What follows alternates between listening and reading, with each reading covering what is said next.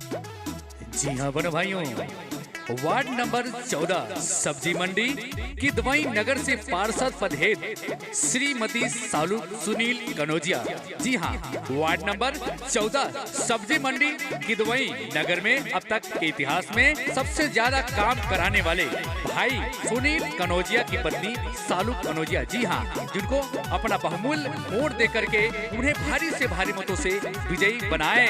सालू कनौजिया जिंदाबाद जिंदाबाद जिंदाबाद।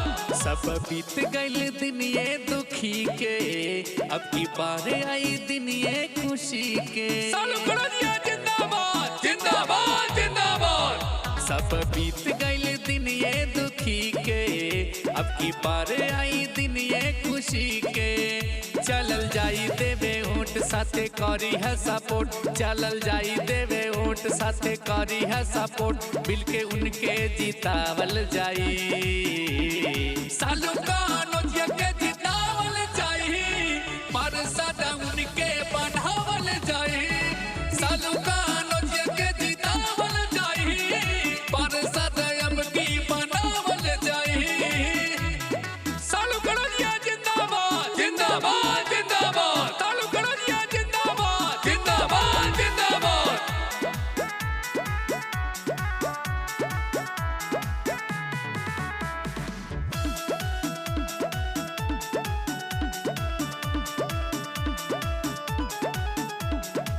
गली गली अब की हो ये विकास हो, हर तरफ खुशी के फैली प्रकाश हो। सालू कनौजिया के अब की जितादा, हथवा जोड़ी लई है बाटे सबसे आस हो। सालू कनौजिया जिंदाबाद जिंदाबाद जिंदाबाद। गली गली अब की हो ये विकास हो, हर तरफ खुशी के फैली प्रकाश हो। सालू कनौजिया के अब की जितादा, हथवा जोड़ी लाई है बाटे सबसे आस हो। बात सच कहतानी अब ना होई मन मानी, बात सच कहतानी अब ना होई मन मानी, चोरवन के भगावल जाए। सालू कनौजिया के जितावल जाई, पार्षद अब की बनावल जाई। सालू कनौजिया के जितावल जाई, पार्षद अब की बनावल जाई। सालू कनौजिया जिंदाबाद जिंदाबाद जिंदाबाद। सालू कनौजिया जिंदाबाद जिंदाबाद जिंदाबाद।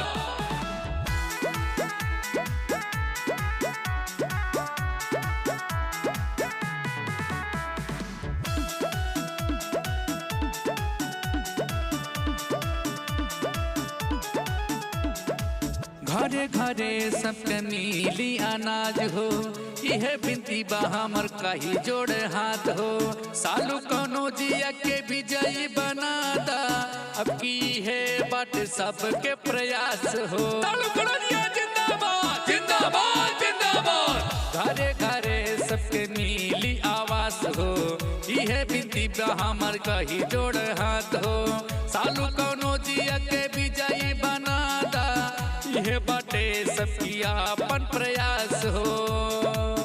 बात सच कहतानी अब ना होई मन मानी, बात सच कहतानी अब ना होई मन मानी, जे भी सुतल बा जगावल जाई। सालू कनौजिया के जितावल जाई, पार्षद अब की